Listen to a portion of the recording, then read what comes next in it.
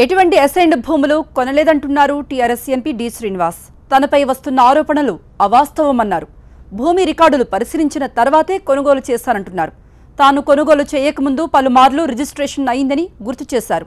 చాలా మంది చేతులు మారిన తర్వాత తాను ఆ భూమిని కొన్నట్టు చెప్పారు డిఎస్. ఆ ల్యాండ్స్ గత 60 సంవత్సరాల నుండి పట్టేదారుల దగ్గర ఉన్నాయి. 4 పట్టేదారులు మారారు, వాళ్ళకి మొటేషన్లు అయినాయి, బ్యాంకుల లోన్లు తీసుకుని ఇవన్నీ తీసుకున్నారు. కనుక ఎక్కడ కూడా అసైన్ అయిన ముచ్చట్లు లేనే లేదు. ఇక్కడ దాంట్లో 60 ఇయర్స్ చరిత్ర చూసిన తర్వాత అంతకంటే ఎక్కువ నేను చేయగలిగేది ఏముంది.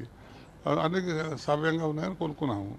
ఇప్పుడేదో ఈ మాట వస్తున్నది, ఆ మాట వస్తే అది ఎస్టాబ్లిష్ కానివ్వండి. ఇప్పుడు ఎందుకంటే మేము బాజాబ్తా పట్టేదారుల దగ్గర అంతమంది మారినా అంతమంది సార్లు రిజిస్ట్రేషన్లు అయినాయి. అవి వాళ్ళ దగ్గర బ్యాంకులో లోన్ తీసుకున్నారు, మొటేషన్ ఉన్నాయి, పాస్బుక్లు ఉన్నాయి. ఇవన్నిటిని బట్టి మరి కోరడం జరిగింది.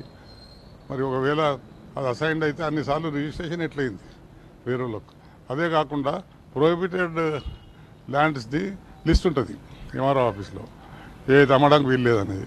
దాంట్లో కూడా ఈ సర్వే 221 సర్వే నెంబర్ లేదు. కనుక ఇన్ గుడ్ ఫేత్ మేము కొన్నాం.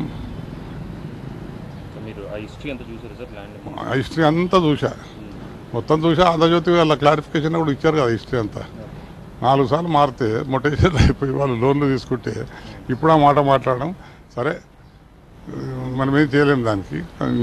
నేను మటుకు మేము ఏ తప్పు చేయలేదు. అటువంటి ఆలోచనలు కూడా నాకు ఎప్పుడు ఉండేవి. నా చరిత్ర మీకు తెలుసు.